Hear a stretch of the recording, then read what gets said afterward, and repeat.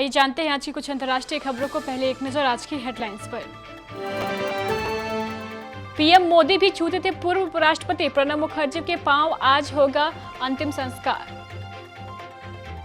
सुकून से सो जाएं, वे हिफाजत के लिए खड़े हैं, आधी रात में देशवासियों के लिए रक्षा मंत्रालय का ट्वीट।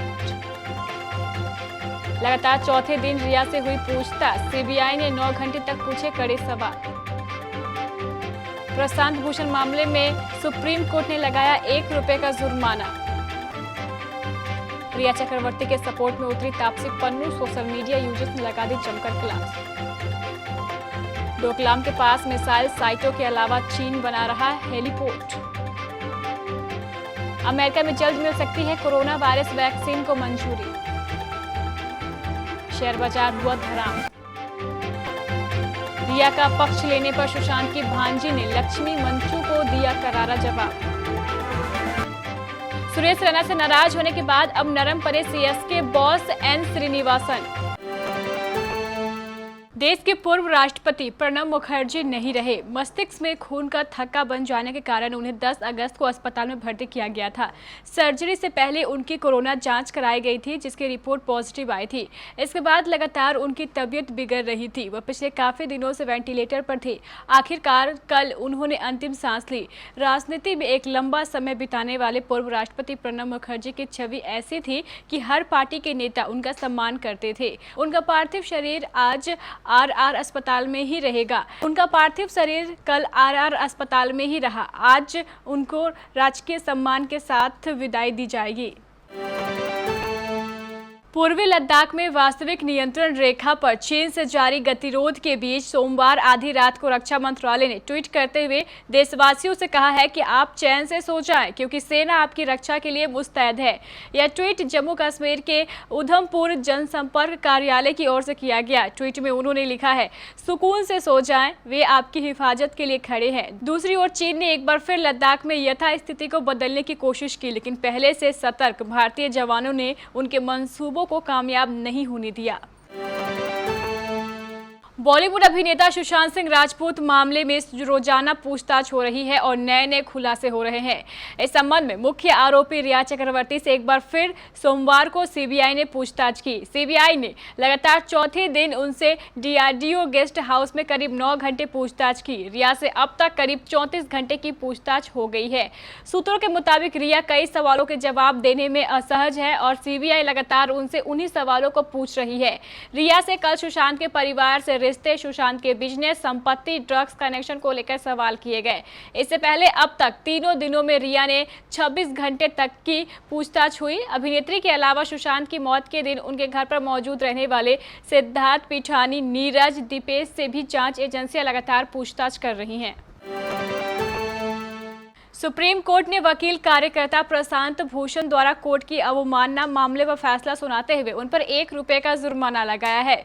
सुप्रीम कोर्ट के इस फैसले को लेकर बॉलीवुड के मशहूर एक्टर प्रकाश राज ने ट्वीट किया है, जो सबका खूब ध्यान खींच रहा है। अपने ट्वीट में उन्होंने कोर्ट के फैसले पर रिएक्शन देते हुए लिखा है कि किसने क्या खोया। सुप्रीम कोर्ट के फैसले के अनुसार 15 सितंबर तक जुर्माना नहीं दिए जाने की स्थिति में 3 महीने की जेल हो सकती है और 3 साल के लिए उन्हें वकालत से भी निलंबित किया जा सकता है। इन दिनों बॉलीवुड में सबसे ज्यादा लाइमलाइट में जो मामला है वो है सुशांत सिंह राजपूत की मौत का मामला। इस मामले को लेकर अब तक बॉलीवुड की तरफ से कोई भी प्रतिक्रिया सामने नहीं आई थी, लेकिन अब धीरे धीरे बॉलीवुड सेलेब्स भी इस मामले को लेकर अपनी चुप्पी तोड़ रहे हैं। लेकिन सोशल मीडिया यूजर्स को बॉलीवुड सेलेब्स का रिया चक्रवर्ती का समर्थन करना बिल्कुल भी पसंद नहीं आ रहा है, जिसके चलते अब सोशल मीडिया यूजर्स इन सितारों की क्लास भी लगाने लगे हैं। सुशांत सिंह राजपूत की मौत के बाद से ही किसी भी सेलेब्स ने अब तक कोई प्रतिक्रिया नहीं दी थी, लेकिन अब धीरे धीरे सितारे इस मामले की मुख्य आरोपी मानी जा रही अभिनेत्री रिया चक्रवर्ती के समर्थन में सामने आ रहे हैं। अब हाल ही में अभिनेत्री तापसी पन्नू ने रिया का समर्थन करते हुए एक ट्वीट किया, लेकिन तापसी के फैंस को ये बात उनकी जरा भी पसंद नहीं आई, जिसके चलते सोशल मीडिया पर उनके फैंस ने उनकी जमकर क्लास लगा दी। भारत के खिलाफ चीन की आक्रामकता लद्दाख तक सीमित नहीं है, बल्कि वह हर तरफ से भारत को घेरने की नापाक कोशिश में जुटा है। ओपन सोर्स सैटेलाइट तस्वीरों के खुलासा हुआ है कि people's liberation army Bharat, Bhutan और चीन के ट्राई जंक्शन पर एक स्ट्रक्चर बना रही है, जो हेलीपोर्ट प्रतीत होता है। यह दो विवादित और संवेदनशील सीमा क्षेत्रों डोकलाम और सिक्किम सेक्टर के बेहद नजदीक है। देश भर में कोरोना वायरस के बढ़ते संक्रमण के बीच अमेरिका में जल्द ही इसके वैक्सीन को मंजूरी मिल सकती है। अमेरिका के खाद्य एवं औषधि प्रशासन विभाग के प्रमुख स्टीफन हॉक ने अनुमान जताया है कि अगर तीसरे चरण के क्लिनिकल परीक्षण में परिणाम बेहतर मिलते हैं तो इसके पूर्व होने से पहले ही कोरोना की किसी वैक्सीन को शीघ्र पंजीकृत किया जा सकता है। फाइनेंशियल टाइम्स के रविवार को प्रकाशित एक रिपोर्ट के मुताबिक हॉन ने एक साक्षात्कार में यह बातें कही हैं। सोमवार को शेयर बाजार की शुरुआत बढ़त के साथ हुई। एक समय में सेंसेक्स 500 अंकों की तेजी के साथ कारोबार कर रहा था, लेकिन दिन के कारोबार में इसमें भारी गिरावट देखने को मिली। कारोबार के अंत में बॉम्बे स्टॉक एक्सचेंज का सेंसेक्स 839 अंकों की गिरावट के साथ 38,628.29 के स्तर पर बंद हुआ। वहीं निफ्टी 260.10 अंक लुढ़क कर 11,387 के स्तर पर बंद हुआ। सेंसेक्स में टीसीएस और ओएनजीसी को छोड़कर बाकी सभी लाल निशान पर बंद हुए।